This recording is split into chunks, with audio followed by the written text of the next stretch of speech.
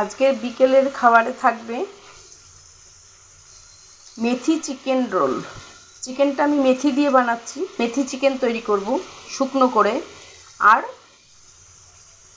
রোলটাকে বানাবো আমি এখানে ময়দাটাকে মেখে নিয়েছি, একটু ময়ান দিয়ে আর লবণ দিয়ে ভালো করে মেখে আমি এটাকে রেস্টে এখন রেখে দেবো, ঢাকা দিয়ে দেবো।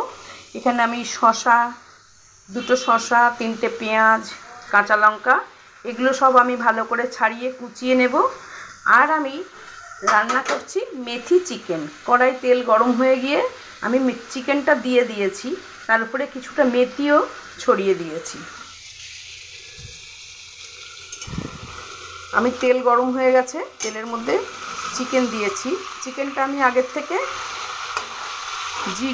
জিরে নয়, রসুন আর আদা বেটে ম্যারিনেট করে রেখেছিলাম। এবার এই চিকেনটাকে তেলের উপরে দিয়ে আর কিছুটা কসুরি মেথি দিয়ে আমি এটাকে তৈরি করব। এটা চিকেনটা রেডি হয়ে আসলে কিছুক্ষণ আগে আমি এতে অল্প একটুখানি সস দিয়ে দেব, আর একটু দেব সয়া সস, একটু দেব টমেটো সস দিয়ে আমি মেথি চিকেনটা তৈরি করে নেব।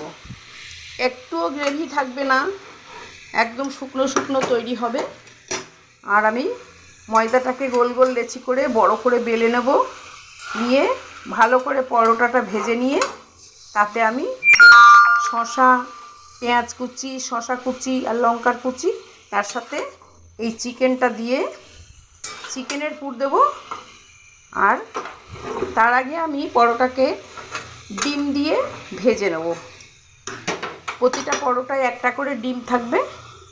যেমন করে এগ রোল তৈরি করে, আমি আগে এগ রোল তৈরি করে পরোটাটা ভেজে নিয়ে তাতে আমি চিকেন পুর দিয়ে তৈরি করব মেথি চিকেন রোল। চিকেনটা আমার ভাজা হয়ে গিয়েছে, এবার আমি এতে একটু দিয়ে দেব সোয়া সস, সামান্য সোয়া সস দিলাম, আর দেব টমেটো সস হালকা করে দিয়ে এটাকে আরও 5 মিনিট আমি রান্না করব। এটা আরেকটু 5 মিনিট রান্না হবে, তাহলেই আমার চিকেনটা তৈরি হয়ে যাবে।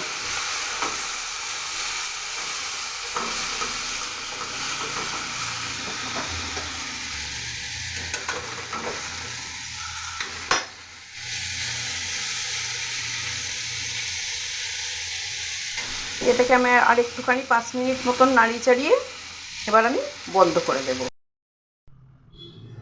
আমি এখন রোল করব বলে সব ভাগ করা হয়ে গেছে।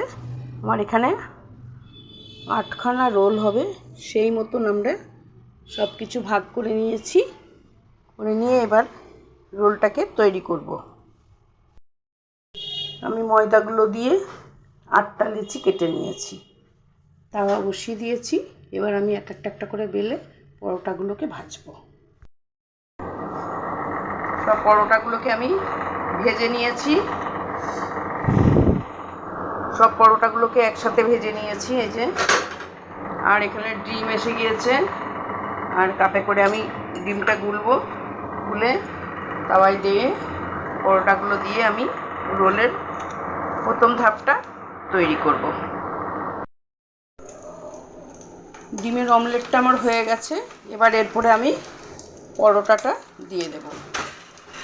এবার পরোটাটা দিয়ে দিলাম। এবার আস্তে আস্তে করে পরোটাটা একটু ভেজে নিয়ে আর একটু ভালো করে তারপরে আমার রোল তৈরি হবে।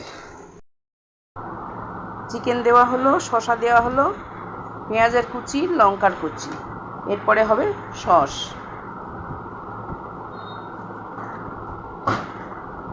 পেঁয়াজ কই